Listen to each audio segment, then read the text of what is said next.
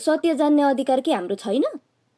मान्छे बिक्री गर्ने मान्छेहरू यिनीहरू मैले रविजीले सबै पठाइदिँदै यहाँ हेर्नुहोस् है यिनीहरू सबै यहाँ रविजीले तपाईँहरूको कुनै पनि उहाँहरूमाथि ठाउँमा पुग्नको लागि हल्ला गर्ने मात्र हो। म जब रवि लामिछाने गृहमन्त्री भइसकेपछि मैले त्यहाँबाट फेसबुक लाइभ रोकेको हो सिधै कुरा भन्दाखेरि, किनभने जो मान्छेलाई मैले साथी गरेँ देशको लागि काम गर्छ भने मैले अमेरिकामा बसेर उहाँलाई 62 घण्टा ननस्टप बोल्दाखेरि मैले गिनिस वर्ल्ड रेकर्ड राख्दाखेरि पैसा उठाएर पठाउने काम के थियो र? मेरो केही पनि थिएन। म विदेशमा गएर रात दिन चाहिँ चेलीबेटी उद्धार गरेर पठाउने वा न्युज 24 चलाउँदाखेरि देशको लागि बोलोस्, गरिब दुखी गरिब जनताको लागि बोलोस् भनेर हामीले यति उहाँको पक्षमा रात दिन नसुतेर मैले चेलीबेटी उद्धार गरेर उहाँले लिनु पठाइदिए। किनभने उहाँ गृहमन्त्री पदमा गइसकेपछि उहाँको राइट थियो नि। अहिले नेपालमा को मान्छे सेटिङ गरेर कुन कुन पार्टीले दलाल काम गरेर मलाई सबै थाहा छ। मैले तपाईँको उहाँलाई तपाईँ हेर्नु चाहने म उहाँसँग पठाएको मेसेज म देखाउन चाहन्छु होइन, तर कतिजना फेरि विरोधहरू गर्ला। त्यही किनभने रविजीले तपाईँहरूको कुनै पनि उहाँहरूमाथि ठाउँमा पुग्नको लागि हल्ला गर्ने मात्र हो। देखाइदिनु त मेसेज फेरि अब मैले त पत्याइदिउँला, फेरि अरूले पनि सुन्दै हुनुहुन्छ, खोइ त प्रमाण भन्नुहुन्छ अरूले सुन्ने पनि नसुन्ने पनि त्यो मेरो होइन। साँचो कुरा बोल्दाखेरि अब ठिकै छ त, प्रमाण देखाइदिनु भने झन् पुग्ता हुन्छ।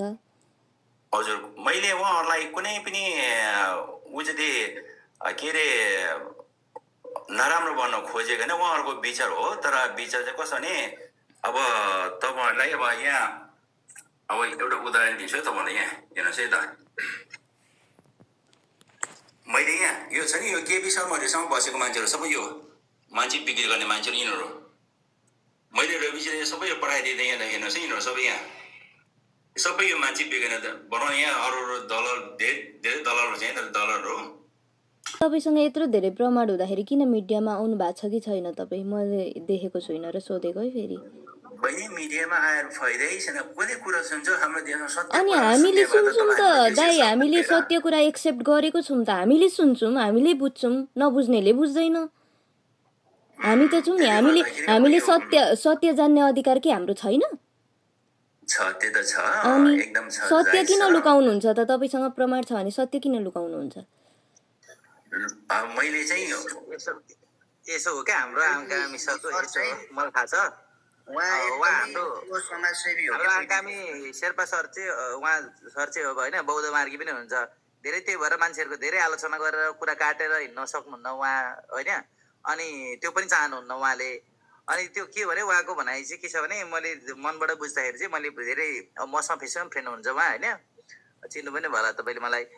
सत्य एक दिन होइन धेरै असत्यहरू धेरै लुक्दैन होइन, एक दिन असत्यहरू देखानै पर्छ भन्ने एउटा जुन भनाइ छ नि, त्यही भनाइमा उहाँहरू हुनुहुन्छ होइन। त्यही भएर अनि सत्य बाहिर निकाल्ने टाइम आएन र?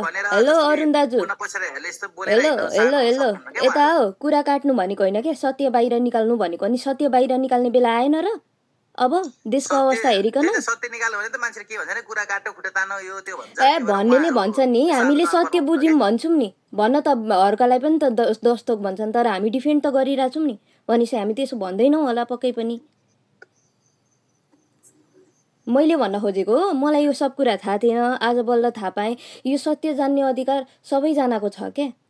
सत्य जानेर पनि नबुझ्नेहरूलाई त म केही पनि भन्न सक्दिनँ, तर सुन्न चाहने बुझ्न चाहनेहरूले चाहिँ यो सत्य सुन्ने उनीहरूको अधिकार छ र यो देखाइदिनु भयो भने कृपा हुन्छ तपाईँको। यसो के मैले भन्न खोजेको उहाँहरू सत्यको मार्गमा हिँड्नुहुन्छ कि उहाँहरू सत्यको मार्गमा हिँड्नुहुन्छ, यस्तो हाम्रो गजाङ्गरा गुजुङ यस्तो कुरामा खासै उहाँहरू हिँड्नुहुन्न भन्न खोजेको क्या मैले। अरुणजीले भन्नुभयो एकदम जायज कुरा हो, किनभने गइसकेको कुरा निकालेर फाइदा पनि छैन। फेरि हामीले यस्तो कुरा निकालेर देशमा कसैले सुन्ने पनि सुन्दैन होइन। यस्तै गर्नुहुन्छ के, सत्यवादी मान्छेहरू चुप लागेर बस्दिनुहुन्छ। अनि